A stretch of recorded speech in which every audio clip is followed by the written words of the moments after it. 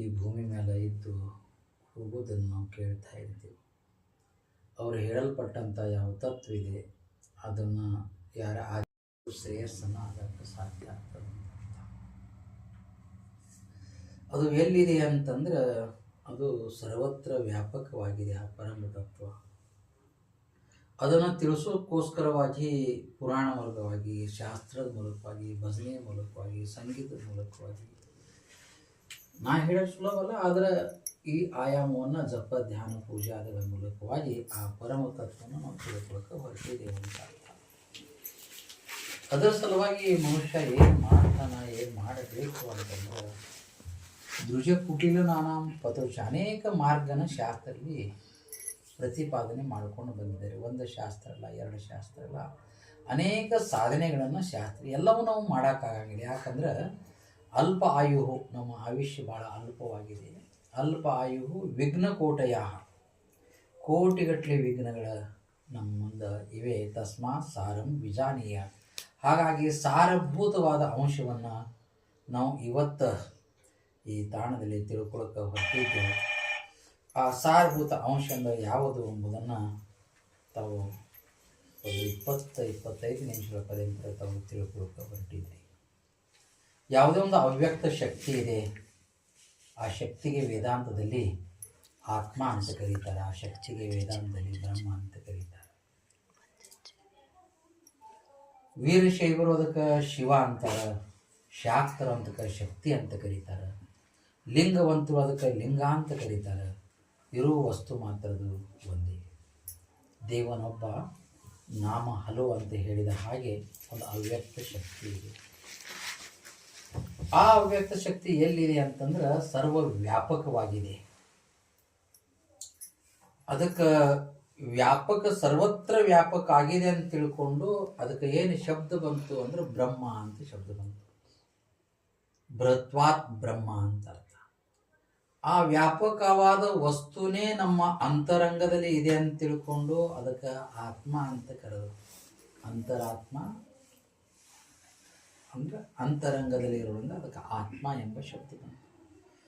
ಅದು ಅಂತರಂಗ ಮತ್ತು ಬಹಿರಂಗ ವ್ಯಾಪಿಸಿಕೊಂಡಿದೆ ಅಂತ ತಿಳ್ಕೊಂಡು ಬ್ರಹ್ಮ ಅಂತ ಕರೆದು. ಅದಕ್ಕೆ ನಾವು ದೇವರ ಅಂತ ಕರೆದ್ವಿ. ಆ ರೂಪದಲ್ಲಿ ಅದಕ್ಕೆ ನಾನಾ ರೀತಿಯ ರೂಪಗಳನ್ನು ಕೊಟ್ಟು ಇದು ಕೊಟ್ಟು ಹಾಗೆ ಎಲ್ಲ ಮಾಡ್ಕೊತ ಬಂದ್ವಿ. ಆ ಇರೋ ಶಕ್ತಿ ಮಾತ್ರ ಒಂದೇ. ನೀನು ಅದನ್ನು ಇದು ಶಕ್ತಿ, ಇದು ದೇವರು, ಇದು ಸ್ತ್ರೀ ಅಂದ್ರೆ ಅದು ಸ್ತ್ರೀ ರೂಪವಾಗಿದೆ ಅಂತ ಅರ್ಥ ಇಲ್ಲ, ಇದು ಪುರುಷ ರೂಪವಾಗಿದೆ ಅಂತ ಅರ್ಥ. ಈಗ ನವರಾತ್ರಿ ಒಳಗೆ ಅದಕ್ಕೆ ನಾವು ಸ್ತ್ರೀಯದ ಒಂದು ಭಾವನೆ ಇಟ್ಟುಕೊಂಡು ಆ ಅವ್ಯಕ್ತ ಶಕ್ತಿಗೆ, ಆ ಅವ್ಯಕ್ತ ಶಕ್ತಿ ಶಬ್ದಕ್ಕೆ ನಾನು ಶಬ್ದ ಬಳಸ್ತಾ ಇದ್ದೀನಿ ಆತ್ಮ ಅಂತ ಅರ್ಥ. ಇವೆಲ್ಲ ದೇವಿ ದೇವತಾ ಯಾವುದು ಎಲ್ಲ ಜ್ಯೋತಿರ್ಲಿಂಗ ಅದು ಇದು ಎಲ್ಲ ಭಯಂಕರ ದೇವರದಾವಲ್ಲ. ಎಷ್ಟು ಜಾತಿ ಅದಾವ ಅಷ್ಟು ದೇವರದಾವ. ಎಷ್ಟು ಜಾತಿ ಅದಾವ ಅಷ್ಟು ದೇವರು. ಕುರುಬರ ದೇವರು, ಮರಾಠರ ದೇವರು, ಬ್ರಾಹ್ಮಣರ ದೇವರು, ಲಿಂಗಾಯತರ ದೇವರು, ಹೀಗೆ ಅಸಂಖ್ಯಾತ ದೇವರು. ಇವೆಲ್ಲ ಏನವ ಅಂದ್ರೆ ಈ ಸಬ್ ಆತ್ಮಾಕ್ಕೆ ಚಿನಗಾನಿಯ ಹೈ ಅಂತ ತಿಳ್ಕೊಂಡು ಬಂದರು. ಇವು ಯಾವ ಪರಮ ತತ್ವಿದೆ, ಯಾವ ಆತ್ಮ ಇದೆ, ಯಾವ ಪುರುಷ ಇದೆ, ಅದರ ಕಿಡಿಗಳು ಇವು. ಈ ಸಬ್ ಚಿನಗಾನಿಯ ಅಂದರೆ ಇವೆಲ್ಲ ಕಿಡಿಗಳು. ನಾವು ಕಿಡಿಗಳು ಬೆನ್ನತ್ತಿದ್ದೇವೆ. ಎಷ್ಟು ತಕ್ಕ ಎಷ್ಟು ಬೇಡ ಅಂತ ನನ್ನ ಅಭಿಪ್ರಾಯ. ಬೇಡ ಅಂತ ಅರ್ಥಲ್ಲ. ಸೌರಾಷ್ಟ್ರ ಸೋಮನಾಥ್ ಬೇಡ ಅಂತಲ್ಲ, ಕಾಶಿ ವಿಶ್ವನಾಥ್ ಬೇಡ ಅಂತ ಅರ್ಥಲ್ಲ. ಅದಕ್ಕೊಂದು ಹಂತಿದೆ ಅಂತ ಅರ್ಥ. ಇವೆಲ್ಲವೂ ಏನದಾವ ಅಂತಂದ್ರೆ ಬಹಿರಂಗದ ಎಲ್ಲ ದೇವರು. ಇದು LKG UKG ಇದ್ದಂಗೆ. ಎಷ್ಟು ದಿವಸ LKG UKGದಾಗ ಕುಂಡ್ರದ ನಾವು ಅವನ್ನು ಮಾಡ್ತಾ ಮಾಡ್ತಾ ಮೇಲೆ ಅವು ಬಿಡಬೇಕಂತ ಅರ್ಥಲ್ಲ, ಅವು ತಂತಾನೆ ಬಿಟ್ಟು ಹೋಗ್ತಾವೆ. ಆದ್ರೆ ಎದ್ದದ ಚರಿತಿ ಶ್ರೇಷ್ಠ ಅಂದ ಹಾಗೆ ನಾವು ಮಕ್ಕಳ ಸಲುವಾಗಿ ಬೇರೆಯವ್ರ ಸಲುವಾಗಿ ಏನೋ ಮಾಡ್ದಂಗೆ ಮಾಡಬೇಕಷ್ಟೇ. ಆದರೆ ನಮ್ಮ ಪರಮ ಗುರಿ ಪರಮ ಸತ್ಯದಲ್ಲಿ ಇರಬೇಕು ಅಂತ ಅರ್ಥ. ಸತ್ಪ್ರತ್ಯಯ ಕಿಮ್ನ ವಿಹಾಯ ಸಂತ ಹೃದಯೇಶು ಚಿಂತಾ ರೈತೋ ವೃದಾಖ್ಯ. ರಮಣ ಮಹರ್ಷಿಗಳು ಹೇಳ್ತಾರೆ, ಅದು ಹೃದಯದಲ್ಲಿದೆ, ಅದಕ್ಕೆ ಪ್ರತ್ಯಾಹಾರ ಅಂತ ಎಲ್ಲ ಚಿಂತೆಗಳೆಲ್ಲ ಮುಚ್ಚಿಬಿಟ್ಟವಂತ. ಆ ಪರಮ ತತ್ವಕ್ಕೆ ಇವು ಮುಚ್ಚಾನ ಏನಾಗ್ಯ ನೀವು ಬಹಿರಂಗದಲ್ಲಿ ಹೋಗಿ ಆ ದೇವರಿಗೆ ಈ ದೇವರಿಗೆ ಆ ಕಡೆ ಹೊಂಟ. ಯಾಕೆ ಇದು ಮುಚ್ಚಾದಲ್ಲ? ಸತ್ಪ್ರತ್ಯಯ ಕಿಮ್ನ ವಿಹಾಯ ಸಂತಾಹ. ಈ ಸಂತ ಯಾಕೆ ಬಳಸ ಅಂದರೆ ನನಗೊಂದು ಬುದ್ಧಿ ಇದೆ, ನಿನಗೊಂದು ವಿಚಾರ ಇದೆ, ನನ್ನ ತಿಳುವಳಿಕೆ ಇದೆ, ಅದ್ರ ಉಪಯೋಗ ಮಾಡಿಕೊಂಡು ಇದನ್ನ ವಿಹಾಯ ಅಂದ್ರೆ ಯಾಕೆ ಸರಿಸ್ತಾ ಇಲ್ಲ? ಇದು ಉದ್ದೇಶ ಚಿಂತಾಹ, ಅದು ಹೃದಯದೊಳಗೆ ಚಿಂತಿರೋದ್ರಿಂದ ಈ ಚಿಂತೆ ಬಗೆಹರಿಸಾಕ ಬೇರೆ ದೇವರಿಗೆ ಶರಣಾಗೋದಿದೆ. ಈ ಚಿಂತೆ ಬಗೆಹರಿಸೋವಾಗಿ ನಾನು ನಿಮಗೆ ಹೇಳ್ತೀನಿ, ಹೊರಗಿನ ದೇವರು ನಮ್ಗೆ ಚಿಂತೆ ಬಗೆಹರಿಸಂಗಿಲ್ಲ, ಅದು ಹರ್ಸಾಕ ಬರುವುದಿಲ್ಲ ಅದು. ಯಾಕಂದ್ರೆ ನಮ್ಮ ಆಗು ಹೋಗಲೆಲ್ಲವನ್ನು, ಈ ಜಗತ್ತದ ಆಗು ಹೋಗಲೆಲ್ಲವನ್ನು, ಈ ಸಂಸಾರದ ಆಗು ಹೋಗಲೆಲ್ಲವನ್ನು ಸಬಕುಚೆ ವಿಧಿ ಹಾತ ಏನಂತ ಹೇಳ್ತಾರೆ. ಹಂಗಂದ್ರೇನು? ಎಲ್ಲವೂ ಇದು ಪ್ರಾರಬ್ಧದ ಕೈಯಾಗಿದೆ. ಲಾಭ ಹಾನಿ ಸುಖ ದುಃಖ ಮಾನ ಅಪಮಾನ ಸಬಕುಚೆ ವಿಧಿ ಹಾತ. ಸಂತ ತುಳಸಿದಾಸ್ ಹೇಳ್ತಾರೆ, ಎಲ್ಲವೂ ವಿಧಿ ಕೈಯಾಗಿದೆ. ಹಾಗಾಗಿ ಈ ದೇವರು ಏನು ಮಾಡ್ತದ ಅಂತಂದ್ರೆ, ನಿನಗೆ ಒದಗಿ ಬಂದಂಥ ಪ್ರಾರಬ್ಧ ಕರ್ಮ ಪಕ್ವಾಗಿತ್ತಂದ್ರೆ ಅದಕ್ಕೆ ಫಲ ಕೊಡ್ತದಷ್ಟೇ. ನೀ ಮಾಡಲ್ಪಟ್ಟಂಥ ಕರ್ಮನೂ ನಾಶ ಆಗ್ತಾನ, ಫಲನೂ ನಾಶ ಆಗ್ತದ.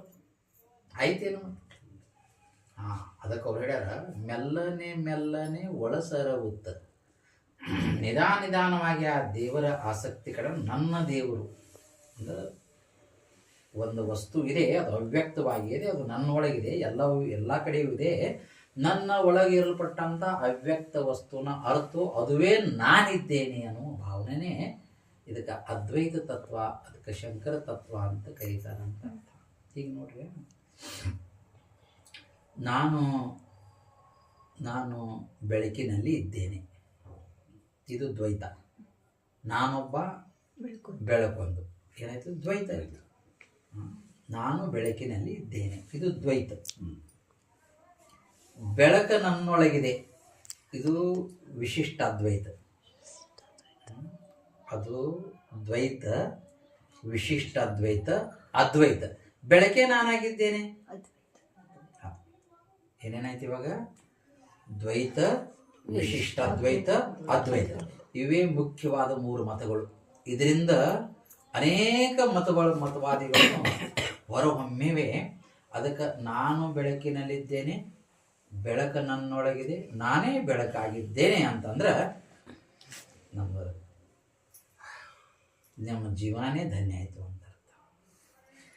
ಇದು ತಿಳಿಯೋಕ್ಕೋಸ್ಕರವಾಗಿ ನಮ್ಮ ಶಾಸ್ತ್ರಕಾರರು, ವೇದಗಳು, ಉಪನಿಷತ್ತುಗಳು ಮುಂದೆ ಏನು ಹೇಳಿದಾರಪ್ಪ ಅಂದ್ರೆ, ನಾ ಹೇಳಿದ್ರೆ ಸುಲಭ ಅಲ್ಲ, ಸುಮ್ಮನೆ ಕೇಳಬೇಕಾಗ್ತದೆ.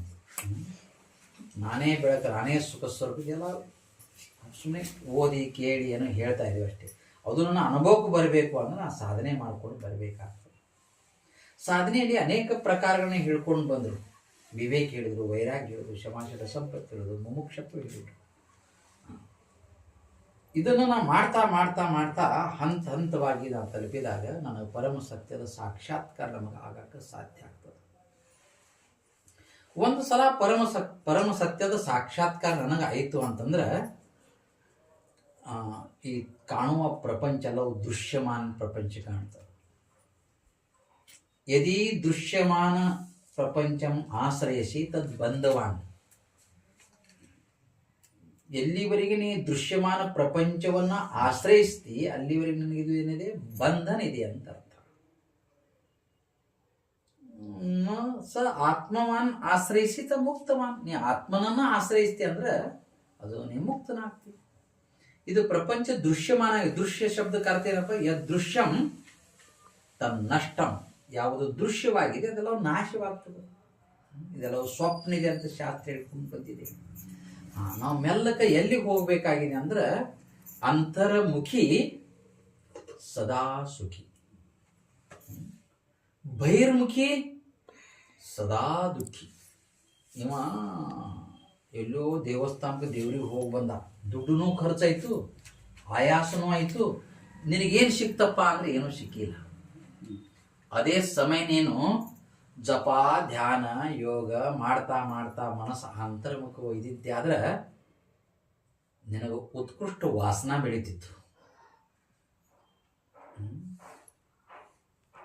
ಸುವಾಸನ ಬೆಳೀತಿತ್ತು.